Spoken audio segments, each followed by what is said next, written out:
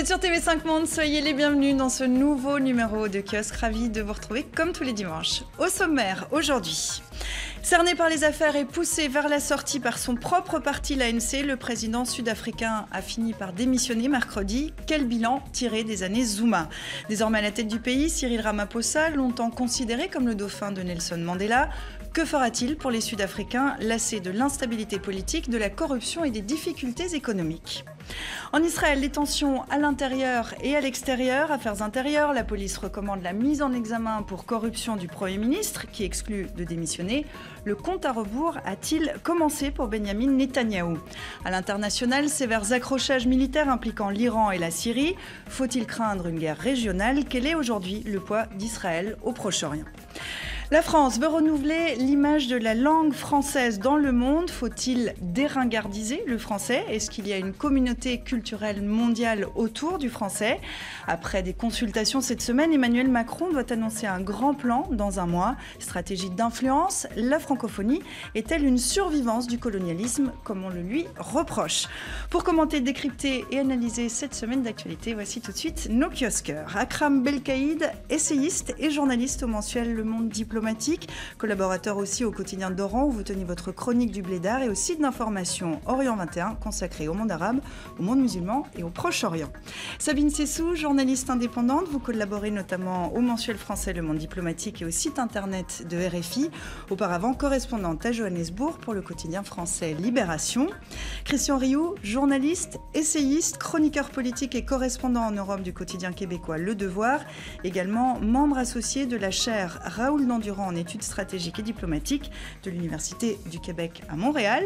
Et puis Pierre Aski, cofondateur du site d'information français Rue 89, chroniqueur de politique internationale à l'hebdomadaire L'Obs, président de Reporters sans frontières, ancien correspondant en Afrique du Sud, au Proche-Orient et en Chine pour la presse française.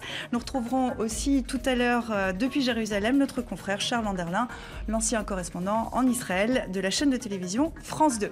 Merci à vous quatre d'être en plateau pour nous livrer votre analyse de cette semaine d'actualité. Si vous avez des questions, vous qui nous regardez depuis chez vous, vous nous en faites part sur les réseaux sociaux, sur Twitter avec le hashtag #kiosque ou alors sur notre page Facebook. C'est donc dans une ambiance de fin de règne qu'il a fini par capituler. Cerné par les affaires de corruption, menacé par un vote de défiance, son sort était scellé. Jacob Zuma s'est accroché autant que possible à son poste de président sud-africain avant de démissionner mercredi. Pendant 9 ans, Jacob Zuma aura beaucoup dansé, beaucoup chanté, beaucoup ri aussi. Mais la fin de partie a sonné pour celui qui aura survécu à 8 motions de défiance. Et ce sont ses frères d'armes de l'ANC qui l'ont poussé vers la sortie. Plus question en effet de porter plus longtemps les turpitudes du président sud-africain. Et pourtant, pendant des années, le parti au pouvoir a fermé les yeux, laissant le soin à l'opposition de dénoncer les scandales de corruption à répétition au sommet de l'État. En 2014, les Sud-Africains apprennent que Jacob Zuma a fait rénover sa résidence privée à Nkandla aux frais de l'État, 20 millions d'euros. L'opposition lui demande de rembourser. Fin de non-recevoir du président. Je ne rembourserai rien. Rien. Face au tollé, il se ravise et accepte d'en rembourser une partie au moins.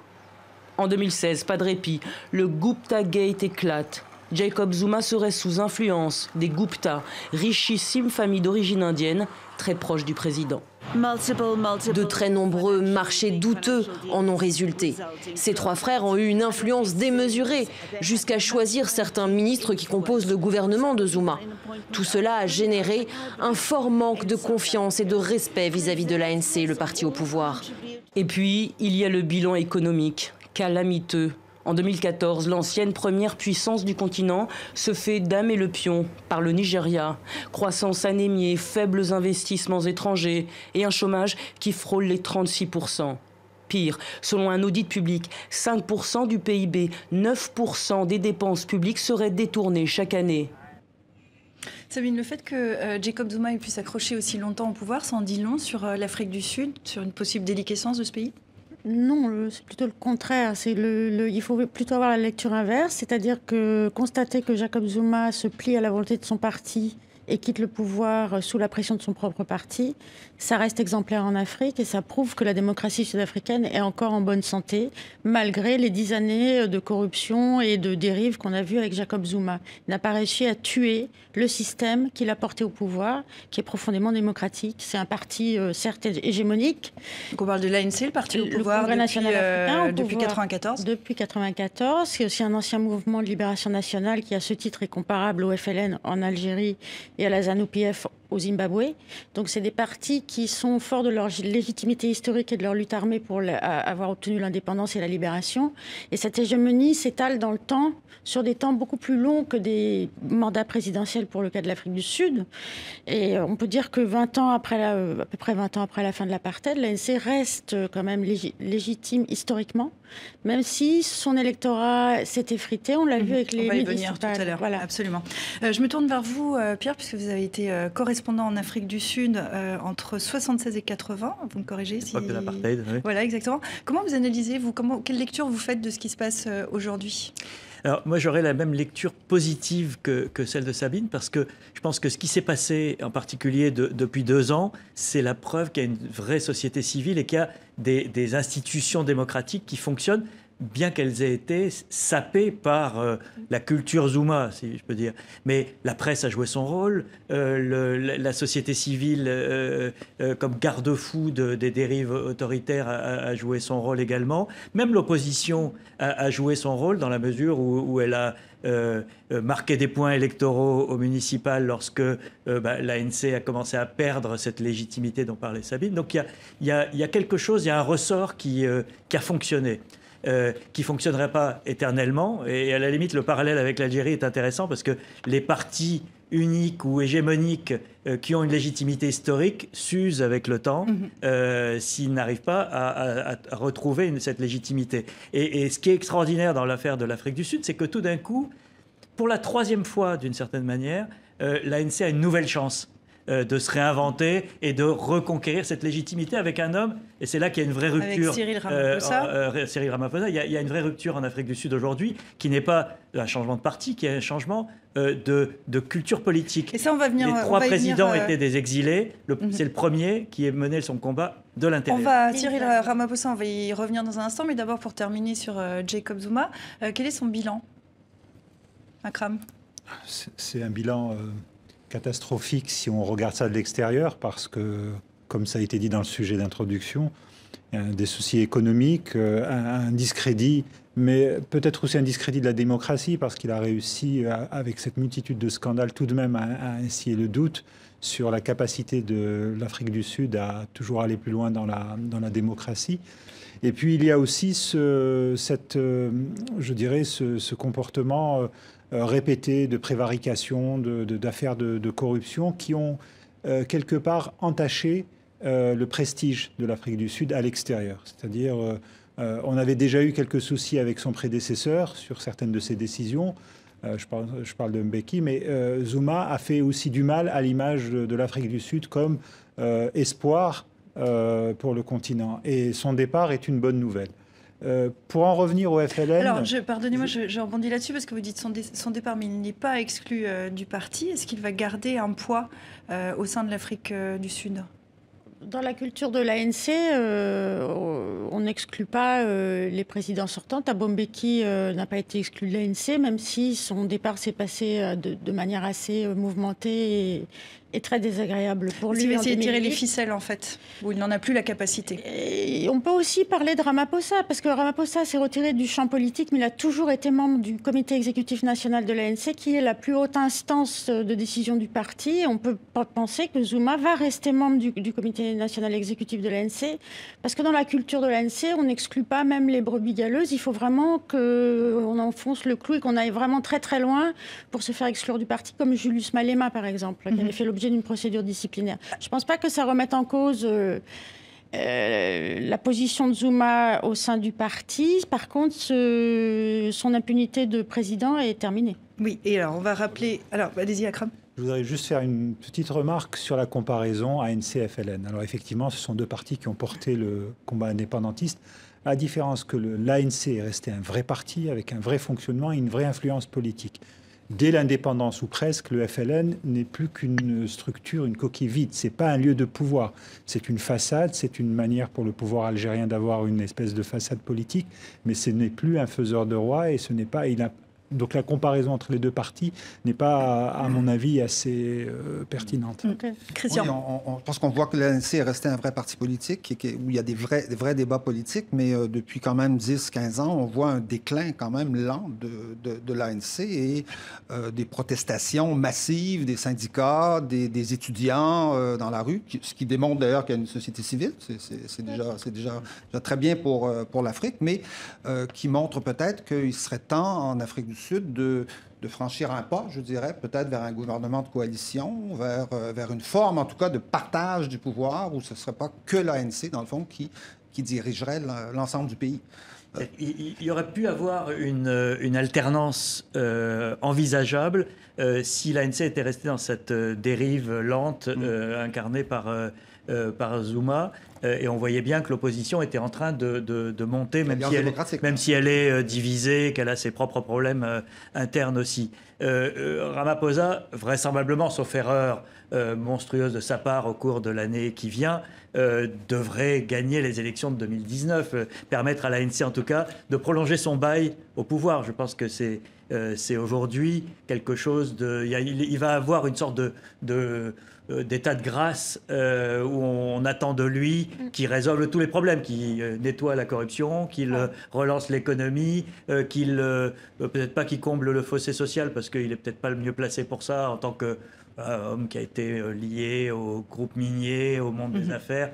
On va revenir sur tous ces points. Mais ce que je vous propose, c'est qu'on regarde cette image de l'élection de Cyril Ramaphosa. C'était une formalité au lendemain de la démission de Jacob Zuma. Et puis on va voir quel est son parcours plus en détail.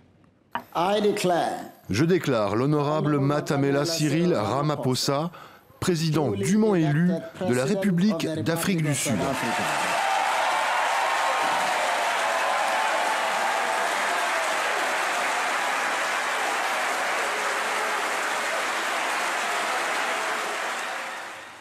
Alors, cette élection de Cyril Ramaphosa, c'est un vrai changement pour l'Afrique du Sud ou c'est comme le sauvetage d'un parti qui décline un peu? Sabine? C'est pas vraiment un changement, c'est plutôt un retour aux sources parce que Ramaphosa incarne surtout les valeurs. Ce qu'il dit d'ailleurs, son programme tient en quelques mots, il dit « Je veux retourner aux valeurs originelles des pères fondateurs ». Donc on attend de lui un retour à la droiture morale déjà de Nelson Mandela qui était son mentor. On attend de lui une sorte de normalisation de la gouvernance à tous les niveaux et ce sera déjà pas mal. On ne peut pas dire que l'ANC soit en si mauvaise posture. Je pense que le sursaut qu'il incarne et qu'il représente, c'est le sursaut de la base du parti, qu'il a élu président du parti contre Nkosazana Dlamini Zuma, qui était la femme de Zuma. L'ex-femme de Zuma, qui l'a soutenue au moment de... Zuma a voulu pousser en avant pour garantir son impunité, puisqu'ils ont 4 enfants ensemble et qu'elle a elle-même sa propre petite maison à Nkandla. Nkandla, le grand scandale, voilà. Les 20 millions pour sa maison personnelle. Ramaphosa va incarner surtout une sorte de normalisation et puis un retour avec quelque chose d'un peu plus sérieux et on espère une équipe qui peut travailler. Alors Cyril Ramaphosa, vous l'avez dit, était un proche de Nelson Mandela. C'est d'ailleurs lui qui tient le micro sur cette photo qu'on va voir pour le premier discours d'homme libre de Nelson Mandela. C'était au Cap le 11 février 90. Est-ce que c'est toujours l'héritier de Nelson Mandela, Pierre ? Oui, certainement. C'est-à-dire qu'il est, aux yeux de beaucoup de Sud-Africains, la ligne directe vers Nelson Mandela. Et qu'en fait, si on reprend l'histoire, il y a l'ANC de l'extérieur qui a maintenu la flamme vivante pendant les années les plus sombres, basée à Lusaka, dans cette culture des mouvements de libération, un peu parano, parce que attaquée en permanence. Et puis, il y a une nouvelle culture qui est née à partir de 1976, à partir du soulèvement de Soweto, et qui est née à l'intérieur, dans la lutte des townships, dans la lutte sociale. Il faut rappeler que Ramaphosa a été le patron du syndicat des mineurs d'Afrique du Sud, qui a joué un rôle clé dans les années 80, au moment de la radicalisation de l'affrontement entre le pouvoir blanc et la majorité noire. Donc il a cette légitimité historique, à la fois de la lutte interne qui reste très vivante dans la mémoire, mais aussi au moment où il y a eu la transition, la négociation avec le pouvoir, c'est lui qui a été chargé de diriger l'équipe de l'ANC. Mais à un moment donné, Nelson Mandela ne le choisit pas lui. Enfin, c'est pas lui qui succède à Nelson Mandela. Il se tourne vers les affaires. Il y a cette légitimité du parti qui a été plus forte. Et Thabo Mbeki était à la fois un des patrons de l'ANC à l'extérieur et le fils d'un compagnon de Nelson Mandela. À ce moment-là, il se tourne vers les affaires, il devient un richissime homme d'affaires sud-africain. Il fait aujourd'hui campagne, il dit qu'il va s'en prendre à la corruption. Est-ce que lui-même est réglo, comme on dit? Oui, il est réglo. Il n'y a pas de casserole. Ramaphosa, sa seule casserole, c'est un email qu'il a envoyé avant le massacre de Marikana, parce qu'il faisait partie du conseil d'administration de la mine de platine sur laquelle s'est passé le massacre. Le massacre de mineurs qui était... En 2012, 34 mineurs se font assassiner par la police, mais ce qu'on oublie de dire, c'est que les mineurs eux-mêmes étaient dans une lutte syndicale féroce et qu'ils avaient coupé en morceaux la veille 2 policiers. Donc Ramaphosa, on lui reproche son email qui disait « il faut être ferme ». Il ne s'attendait pas à ce qu'il y ait un massacre. Il venait de voir que 2 policiers s'étaient fait couper en morceaux la veille. Donc, c'est sa seule casserole. Et on peut dire aussi que Ramaphosa, tout ce qui touche, c'est de l'or. Je veux dire, cet homme-là, tout ce qui touche, ça devient de l'or. Comme le disait tout à l'heure Pierre, on va voir, il est très attendu sur la question sociale, parce que il a quand même des relations avec le milieu du business, comme on dit, des affaires. Parce on va parler chaîne de la francophonie, attention. Et donc les affaires. Mais il va être très attendu sur la question sociale. Et puis juste une petite remarque. Alors si mes souvenirs sont bons, mais je me souviens qu'on disait qu'il était fini. Enfin, quand Mbeki a été choisi, on disait ça y est, c'est fini. Ramaphosa hors politique, non, c'était pas. Alors c'est lui qui a dit ça. Oui, c'était lui qui avait dit ça. C'est lui qui avait pris du champ et qui avait plongé dans les affaires. On n'est jamais sorti du jeu, alors finalement. Il restait le membre le plus populaire du comité exécutif national de l'ANC. Il était chaque fois, à chaque congrès quinquennal de l'ANC, même s'il était en dehors de l'arène politique, il était réélu avec le plus grand nombre de voix à chaque fois. Et quand l'ANC a commencé à avoir des problèmes, c'est lui qu'on est venu chercher pour devenir vice-président. Voilà. Un mot sur la situation socio-économique du pays, on voit qu'il a 1 an au niveau politique pour remettre bien l'ANC sur les rails. On voit qu'il y a peut-être 2 clans à l'ANC. On va voir comment ils se débrouillent là-dessus.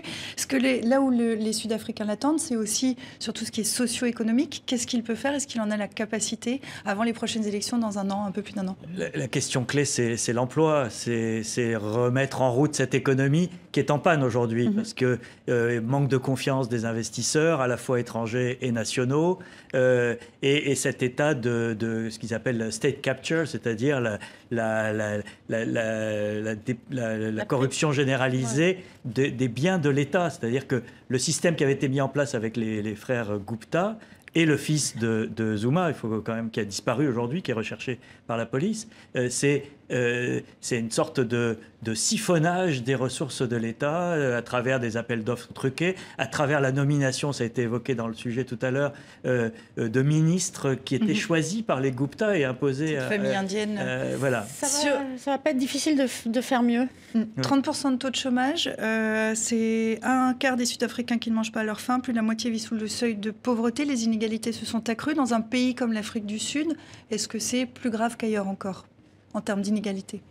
Non, les inégalités ne se sont pas accrues, elles se sont réduites. Elles vont ces dernières années sous non, il ne me semble pas. Le dernier recensement national de 2011, qui est sorti 2 ans après l'élection de Jacob Zuma en 2009, montre que l'écart des revenus entre ménages blancs et ménages noirs reste important. Il y a 6 fois de différence, c'est-à-dire un ménage noir gagne à peu près...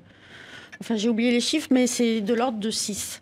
Sa priorité, ça va en baissant. Sa priorité, c'est laquelle, pour conclure, alors, Sabine? Ramaphosa, en fait, il a dit oui à toutes les revendications de ces dernières années. C'est-à-dire que comme les étudiants se sont battus pour que les frais d'inscription baissent à l'université, il a dit d'accord, on va faire éducation supérieure gratuite pour tous les enfants des ménages qui gagnent moins de 28 000 € par an. Donc, c'est la majorité de l'Afrique du Sud. Donc, c'est énorme comme réforme. C'est déjà un point de gagné pour les Sud-Africains. Deuxième chose, il entend l'opposition prospérer sur le projet de réforme agraire qui est manipulé à des fins politiques, comme au Zimbabwe en 2000 sous Mugabe. Et il dit, OK, on va accélérer la redistribution des terres, mais il n'a pas dit comment. Voilà. Très bien. Donc, un an, à peu près un an jusqu'aux législatives qui auront lieu en mai de l'année prochaine. Et de là sortira le nom du futur président de la nation arc-en-ciel. On retrouve maintenant à Jérusalem Charles Anderlin, pendant une trentaine d'années, le correspondant en Israël de la chaîne de télévision France 2. Bonjour Charles, merci, bonjour. Un grand merci de vous joindre à Kiosque. On va avec vous parler de plusieurs actualités en Israël maintenant. Et tout d'abord, le début du procès mardi d'une adolescente palestinienne pour avoir frappé des soldats israéliens devant sa maison en Cisjordanie. Une altercation filmée au téléphone portable, diffusée sur les réseaux sociaux et qui est devenue virale. On regarde les images.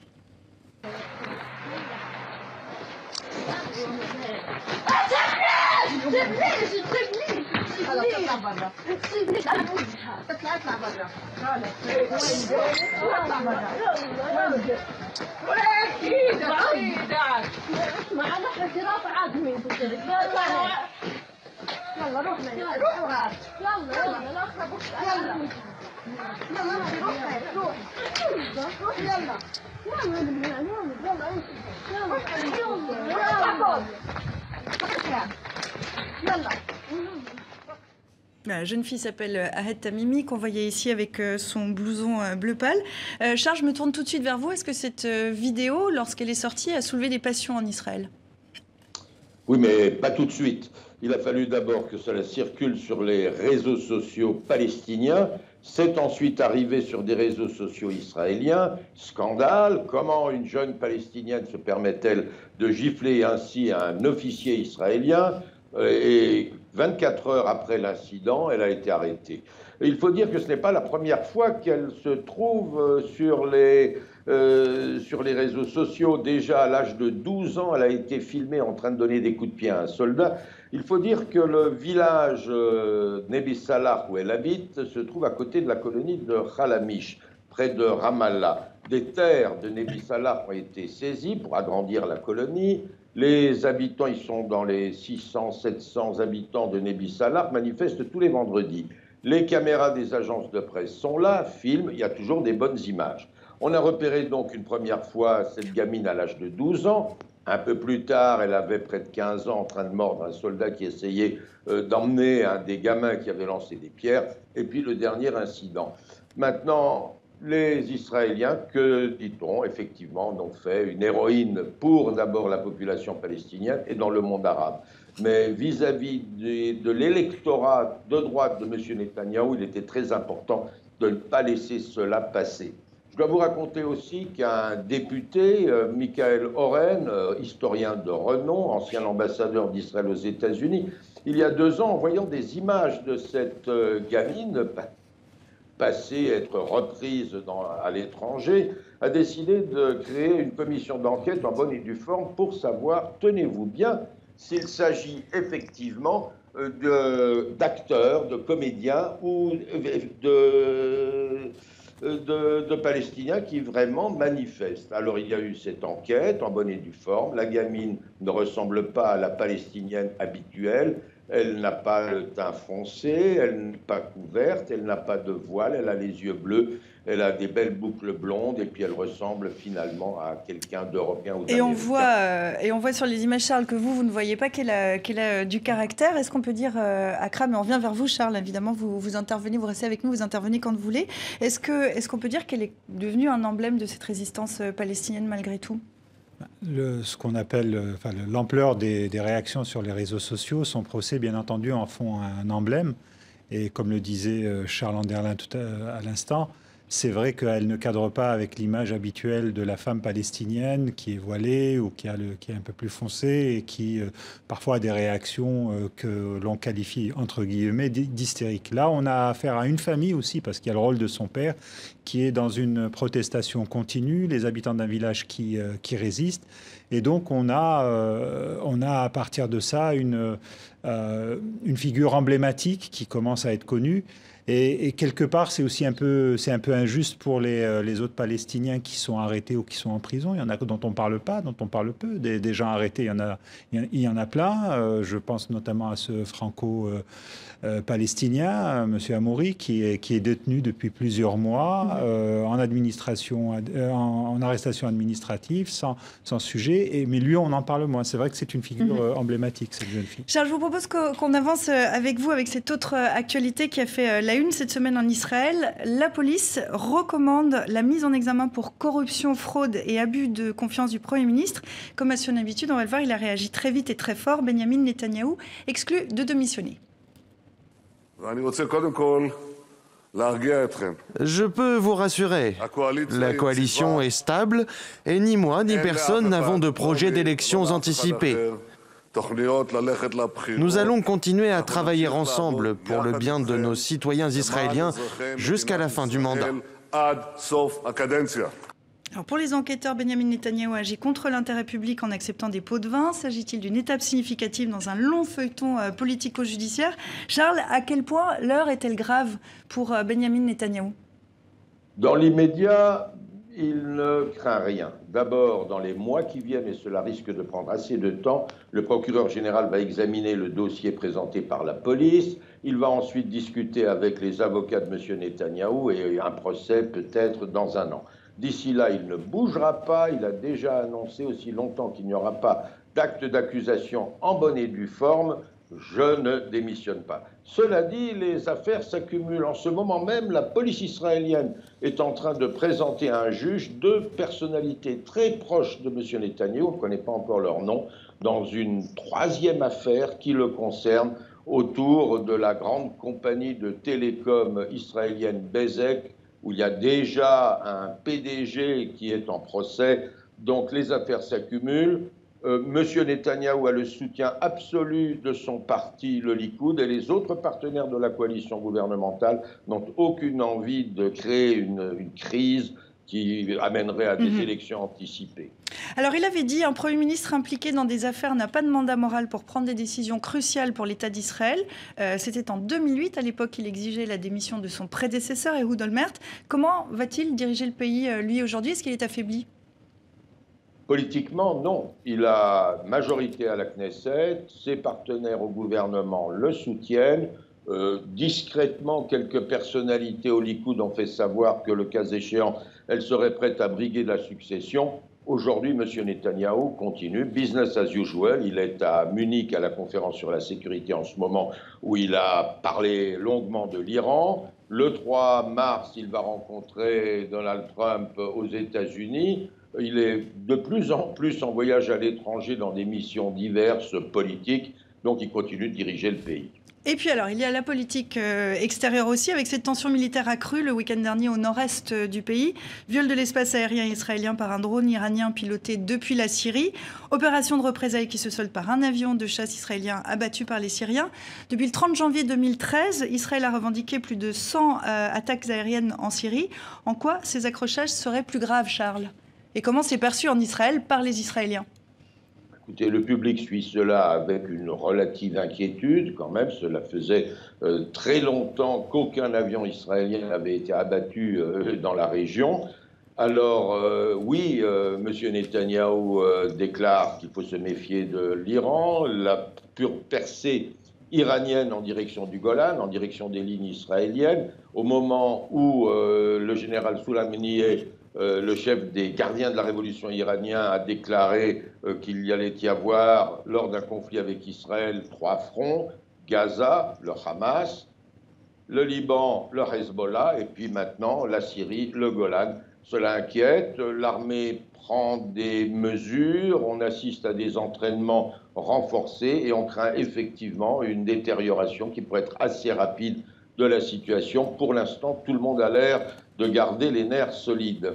Alors, en tout cas, les nerfs solides, mais un Premier ministre plutôt remonté à Munich, vous le signalez, Charles, évidemment, vous restez avec nous toujours.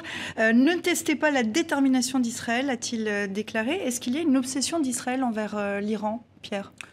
C'est plus qu'une obsession, c'est une réalité. C'est une réalité vue du point de vue israélien, mais qui est aussi instrumentalisée. Ça fait des années qu'Israël pousse à une intervention contre l'Iran, contre le programme nucléaire. Netanyahou était parti en guerre contre l'accord signé par l'administration Obama et les autres pays avec l'Iran pour mettre fin au programme nucléaire.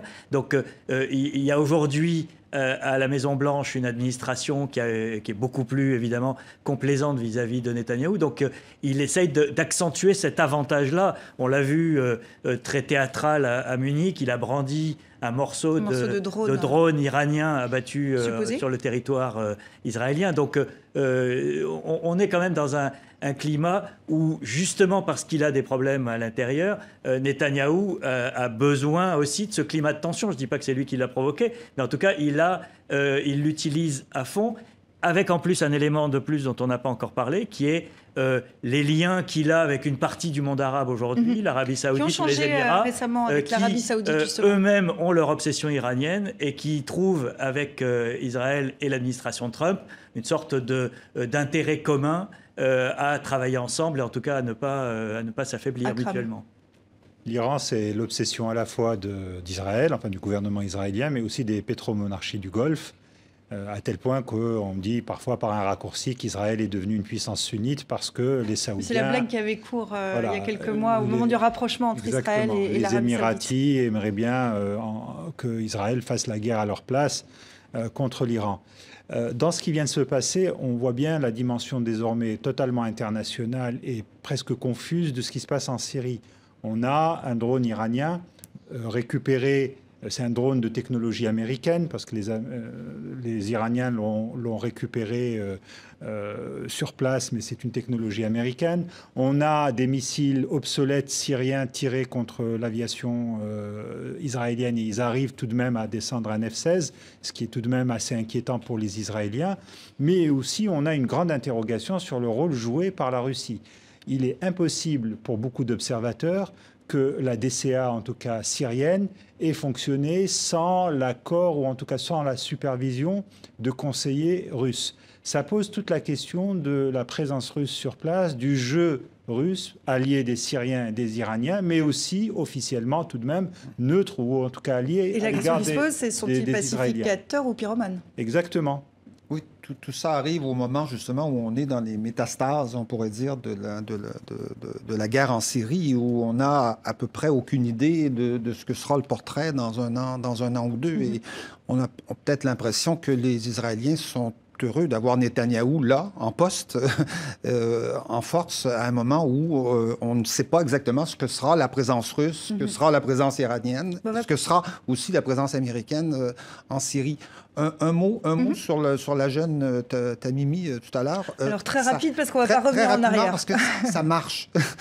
Ça marche extrêmement bien à l'étranger. C'est-à-dire qu'à Radio-Canada, on a vu un grand nombre de reportages extrêmement favorables à cette jeune Palestinienne aux yeux bleus, comme si on était tout à coup heureux de pouvoir reparler des Palestiniens sans voile avec une jeune fille qui pourrait se balader dans les rues de Montréal. On va revenir à la Syrie qui est devenu un trou noir qui absorbe toutes les tensions régionales. C'est là, comme au Yémen, que se livrent les conflits par procuration. Est-ce qu'on peut imaginer, c'est toujours cette question qui revient quand on parle de cette région récemment, est-ce qu'on peut imaginer une guerre régionale plus grande et qui déborderait des frontières de la Syrie, Akram? Est-ce qu'elle déborderait? Elle a déjà débordé, puisqu'on a un drone iranien qui a fait son incursion. On ne peut pas parler de guerre, là encore. Oui, mais c'est un acte d'hostilité. Mais c'est vrai que pour le moment, on est dans le terrain syrien, se prête, malheureusement pour le peuple syrien, se prête à ce qu'on appelle ces guerres par procuration. Et personne aujourd'hui n'est capable de dire comment tout ça peut dégénérer. On a plusieurs conflits, on a plusieurs acteurs, on a des alliés qui sont divisés par moments. On a une impossibilité à comprendre le jeu aussi américain. Que veulent les États-Unis dans la région, si ce n'est peut-être de contenir l'Iran? Donc on a toutes ces questions-là, et c'est effectivement ce que vous disiez, et c'est intéressant. Dans un pays comme Israël, il est évident que les difficultés judiciaires de M. Netanyahou vont passer au second plan dans un contexte de menaces militaires. Pierre? Et on repassera par Charles Anderlin. En général, quand on se fait la guerre par procuration dans un pays, c'est pour ne pas se faire la guerre directement. Et je pense qu'aujourd'hui, la Syrie vit ce qu'a vécu le Liban à une certaine époque, où on se faisait la guerre en territoire libanais pour ne pas se faire la guerre directement.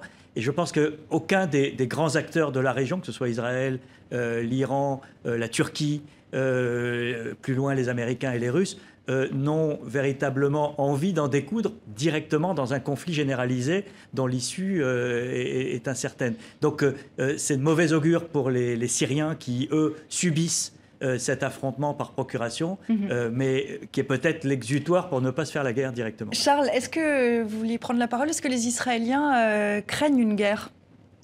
Écoutez, on la craint ici toujours. D'abord, les dernières guerres, qu'il s'agisse de Gaza ou de la Seconde Guerre au Liban, sont arrivées alors que rien ne l'annonçait. Mais il faut dire aussi qu'au plan régional, il y a deux éléments très importants, à savoir le renforcement des coopérations sécuritaires très importantes, d'abord entre Israël et la Jordanie. L'armée de l'air jordanienne s'est entraînée avec l'armée de l'air israélienne. En se rendant aux États-Unis pour des entraînements, l'armée de l'air jordanienne est alimentée en vol ravitaillée en vol par des avions israéliens. Et puis surtout, avec l'Égypte, Israël est très intéressé par ce qui se passe dans le Sinaï.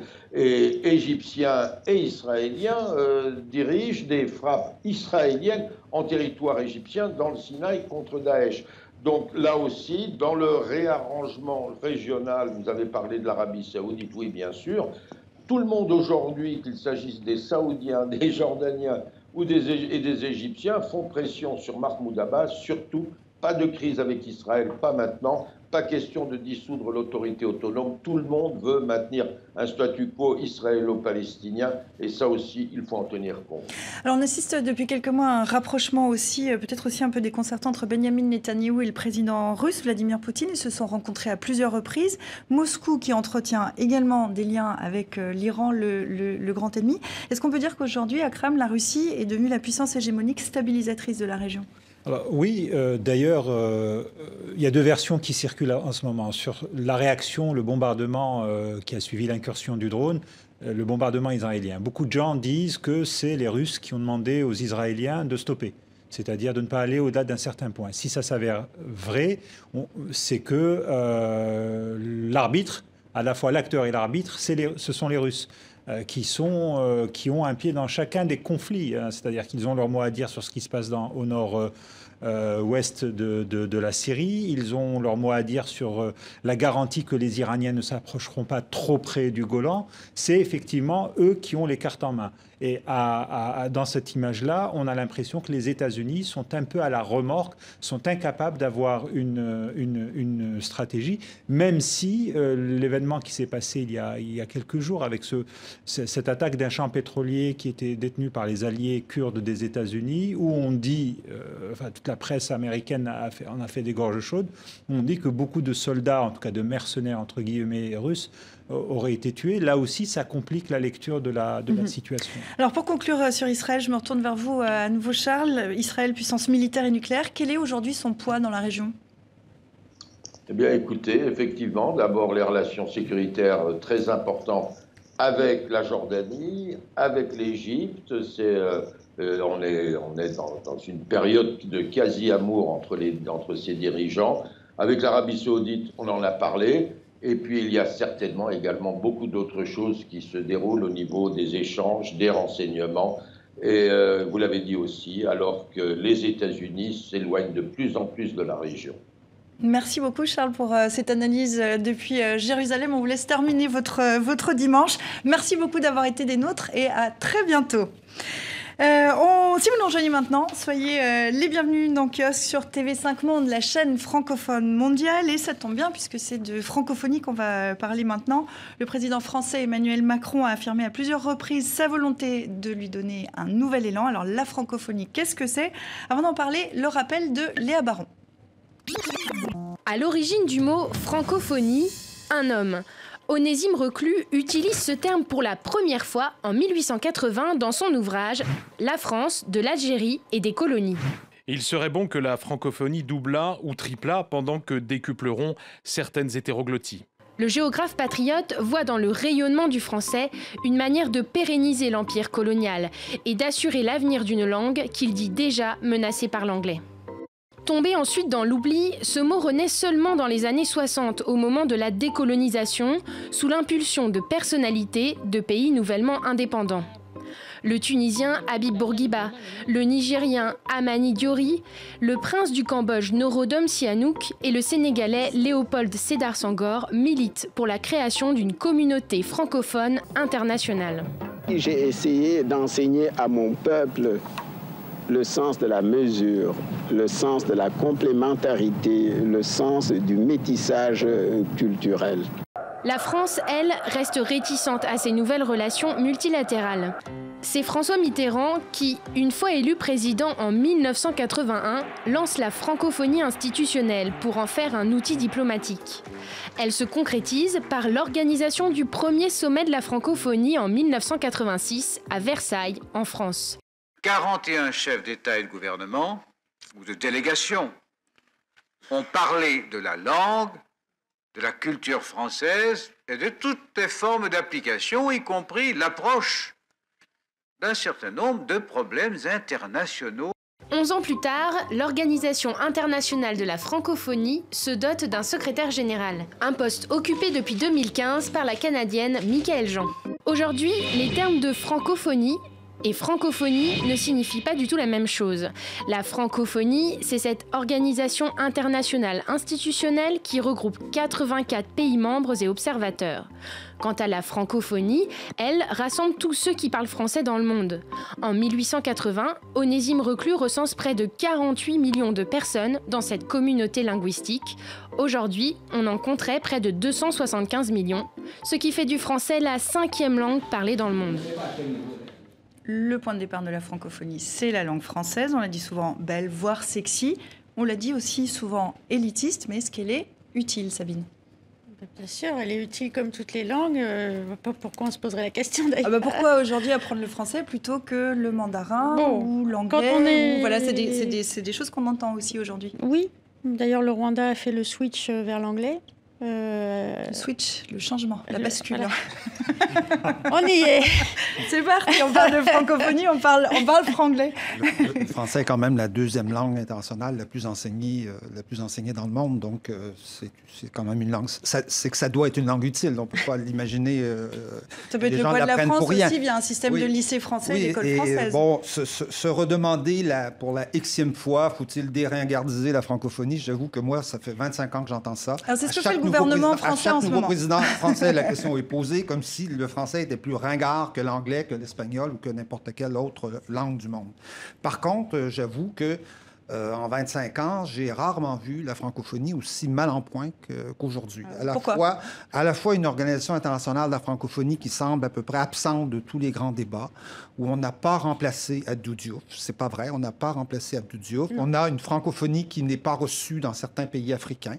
Michaëlle Jean a été élu sur division des pays africains, parce que les pays africains n'ont pas réussi à s'entendre et parce que François Hollande a décidé que ce serait elle. Mais on a une organisation aussi qui est en guerre à l'interne, sur laquelle il y a eu des révélations de dépenses exagérées qui n'ont pas surpris les Canadiens, parce que ça s'était déjà produit pour le gouverneur général. Et ça, d'une part. Et d'autre part, un Emmanuel Macron qui n'a encore à peu près rien dit sur la francophonie, sinon qu'en campagne, il se demandait s'il y avait une culture française. Il a prévu de le faire le 20 mars prochain. Il y avait une conférence cette semaine. Il va le faire le 20 mars, mais remarquons qu'Emmanuel Macron, à Ouagadougou, n'a jamais mentionné l'OIF.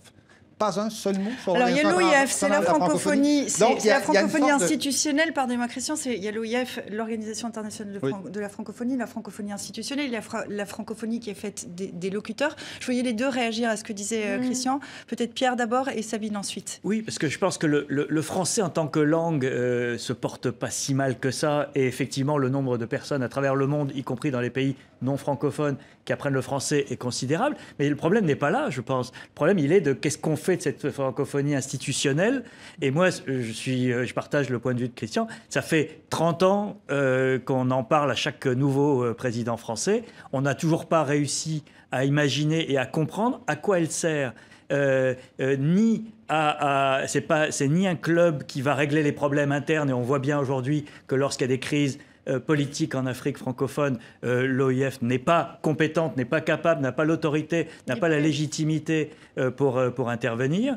Et deuxièmement, dans les enceintes internationales, c'est pas la francophonie qui se fait entendre, c'est la France ou des pays francophones, mais c'est pas la francophonie. Donc on va où vers le Commonwealth a eu cette force, je pense, d'entrée de jeu, qui a créé une sorte de communauté de destin à travers des symboles comme la reine d'Angleterre, etc., qui semblent désuets, mais la francophonie n'a pas de ciment à part la langue. Ça pose la question un Congolais, un Cambodgien. La francophonie est porteuse de tous les complexes d'infériorité, de supériorité qu'on peut imaginer entre d'abord le monde francophone et le monde anglophone, et ensuite entre les ex-colonisés et l'ancienne métropole coloniale. Donc le fait que Alain Mabankou, écrivain et qui est titulaire d'une chaire au Collège de France, refuse de participer à la semaine de la francophonie organisée par Macron pour parler de l'état de cette francophonie, de la langue française, c'est très révélateur de tout ce que peut porter le mot même de francophonie. Et d'ailleurs, moi, je trouve ça rigolo que l'inventeur de ce mot s'appelle Onésime, qui est maintenant un prénom ultra répandu, mais dans les Grands Lacs. C'est presque devenu un prénom africain, Onésime. Et replié sur soi-même. Mais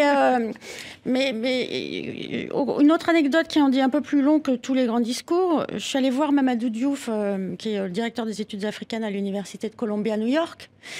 C'est un professeur sénégalais, c'est un historien sénégalais brillant, il est francophone, il n'a aucune place dans la francophonie et surtout pas dans les institutions académiques françaises.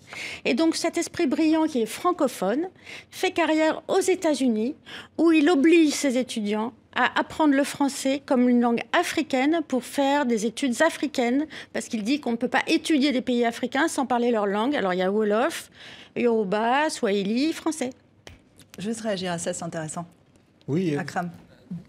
La France officielle est toujours en quête de renforcement, comment je vais le dire, de pouvoir officieux, du soft power, pardon, c'est l'expression consacrée. Pouvoir d'influence. Un pouvoir d'influence, et donc, mais franchement, c'est pas un État de se mêler de ces questions-là. Je trouve toujours assez gênant qu'un État décide de promouvoir une langue dans le monde notamment... Est-ce que le souci n'est pas là justement parce que la France ne se rend pas compte un peu tardivement que le français n'est plus sa propriété ?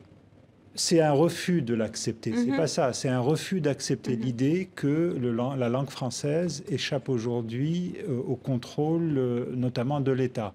Et d'accepter que ceux qui parlent la même langue que les Français ne pensent pas forcément de la même chose. Et ça, on le refuse. Donc, on met en place une organisation dont on ne sait pas à quoi elle sert. Ça a été dit. Ben, franchement, jusqu'à présent, on peut débattre pendant des... On va rester, si vous le voulez bien, plutôt rester sur la France. On va parler de l'OIF déjà. Un peu ancienne de la langue française. Moi, je vois Dany Laferrière qui est élu à l'Académie française. Je vois des prix Goncourt, des prix Renaudot qui sont remportés régulièrement par des écrivains qui sont issus de l'immigration ou qui viennent des Antilles. Il me semble que la France est déjà, en tout cas peut-être pas complètement changée, mais que la France est en voie de comprendre que l'avenir de la langue française va se jouer à l'extérieur. La France des lettres, pas la France officielle. C'est déjà pas mal, oui, mais peut-être pas la France officiellement. On a l'impression quand même que M. Macron va jusqu'à dire que le français pourrait être la première langue du monde. Quand même un peu. Première langue d'Afrique et peut-être du monde, avait-il dit à Ouagadougou. Les chantiers de la francophonie, on les connaît, hein, ils sont en marche. Il s'agit de les développer. C'est notamment la formation des maîtres en Afrique. On sait très bien que l'avenir de la langue française va dépendre de ce qu'on va faire sur la formation des maîtres en Afrique.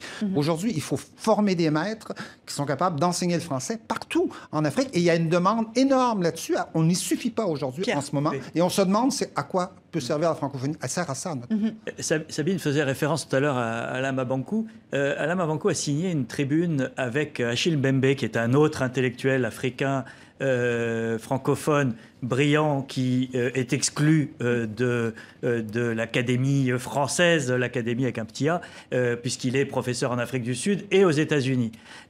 Et leur texte est très intéressant parce qu'il met le doigt sur une contradiction, c'est qu'on dit le français, langue commune, la communauté de destin, etc., mais on a aussi la fermeture des frontières, une politique d'immigration extrêmement restrictive, etc. Et dans leur texte, ils disent une chose qui est assez drôle. Ils disent, ils plaident pour un français qui soit un bien commun, et ils disent, dans ce monde, dans cette langue planétaire, nul n'aura besoin de visa. Voilà, tout est dit, c'est-à-dire que on ne peut pas ouvrir d'un côté, fermer de l'autre, on ne peut pas garder une sorte de rapport de puissance malgré tout, même si on dit que le français appartient à tout le monde, et continuer à être dans des rapports qui sont malgré tout ceux de l'histoire. Akram ? parle beaucoup de francophonie. Et dès qu'on parle de francophonie, on a tendance effectivement à penser à l'Afrique, au continent africain, aux anciennes colonies françaises. Mais la francophonie, la bataille, s'il devait y avoir une bataille pour la francophonie, c'est dans les institutions internationales. C'est à la Commission européenne où, par exemple, la langue française est une langue officielle. Et elle n'est, je ne dirais pas quasiment plus, mais elle est clairement en déclin par rapport à l'anglais. Aller à Bruxelles, dans les panels, dans les réunions de la Commission, on parle anglais, c'est fini. La langue des cadres, y compris de certains qui gravitent dans l'entourage présidentiel français aujourd'hui, c'est l'anglais, on le voit bien, cette espèce de mélange. Alors que les Anglais quittent l'Europe. Alors que les Anglais quittent l'Europe, voilà. Donc le vrai combat parfois est peut-être ailleurs qu'on ne le pense. Alors il y a un combat qui est présenté comme celui de la démographie, c'est-à-dire que normalement en 2050, 85% des francophones devraient se trouver sur le continent africain. Pourtant, on constate que sur le continent africain, dans certains pays, la langue française est en recul. Je pense au Sénégal, par exemple, où le Wolof l'emporte maintenant. Oui, comment ça s'explique ? Parce qu'il y a eu une sorte de wolofisation de la sphère culturelle et publique et surtout des médias. Mais au-delà du Sénégal, vraiment plus non, mais largement. Le Sénégal est un cas... Alors, on peut pas parler du Sénégal comme cas représentatif. Le Sénégal ne représente que lui-même. Parce qu'il y a plein de pays où c'est pas. Donc plus généralement, à l'échelle de l'Afrique de l'Ouest et de l'Afrique centrale, concentrer le français en Afrique. Quand on regarde les opportunités que donne le français dans la vie d'un jeune Africain, comparé aux opportunités que donne l'anglais ou même le chinois, excusez-moi, mais il n'y a pas photo. Donc les jeunes Africains se dirigent en masse vers des études d'anglais. Il y a beaucoup plus d'étudiants en anglais à l'université de Dakar qu'en français, par exemple. Et ce n'est pas un hasard, c'est-à-dire que l'horizon, il est américain depuis au moins 20 ans pour la jeunesse sénégalaise. Elle émigre, non plus en France, mais aux États-Unis. Et on considère que le bagage, la langue du business est la langue de l'avenir, la langue mondiale. Langue des affaires. La langue mondiale, qu'on aille au Japon, en Chine, en Afrique du Sud ou en Ukraine, on peut parler anglais. Alors d'un mot vraiment oui, non. Est-ce que pour vous, une langue est une identité aussi? La langue française, c'est votre identité, Pierre? Oui, non? Oui, bien sûr, oui. Camus disait qu'il habitait sa langue. En partie parce que je parle arabe aussi et c'est une partie aussi de mon identité. Non, moi, je refuse d'être réduite à ma langue. Non. Très bien, alors là on aurait pu continuer largement. Je signale à ceux qui nous regardent, si vous voulez vous mettre au français ou vous perfectionner, venez sur notre site internet tv5monde.com, rubrique Apprendre le français, vous y trouverez des exercices. On va terminer comme toujours avec la semaine de dilemme qui revient, vous allez le voir, sur la démission du président sud-africain, qui même me suivent, déclare Jacob Zuma, traînant derrière lui une ribambelle de casseroles. Ces scandales qui pourraient lui valoir des démêlés avec la justice. C'est prouvé, les bombardements de civils font fuir les terroristes. Le président russe a tout compris à la Syrie, explique Dilemme. La justice américaine inculpe 13 Russes pour ingérence dans l'élection du président Donald Trump. Regardez d'ailleurs cet enquêteur qui constate que le cadenas de l'urne a été forcé. Malin. Et puis un dessin qui parle de lui-même, un nouveau mot dièse, #MosqueMeToo pour dénoncer le harcèlement sexuel lors du pèlerinage religieux à la Mecque.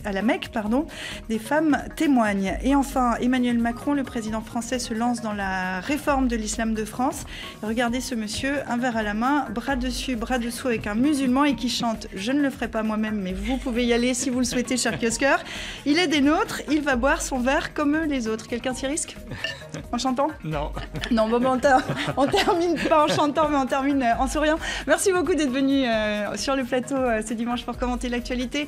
Merci à vous qui nous regardez fidèlement dimanche après dimanche aux 4 coins de la planète. On attend vos commentaires sur les réseaux sociaux comme chaque semaine. Je vous souhaite de passer une excellente semaine et je vous dis à dimanche prochain.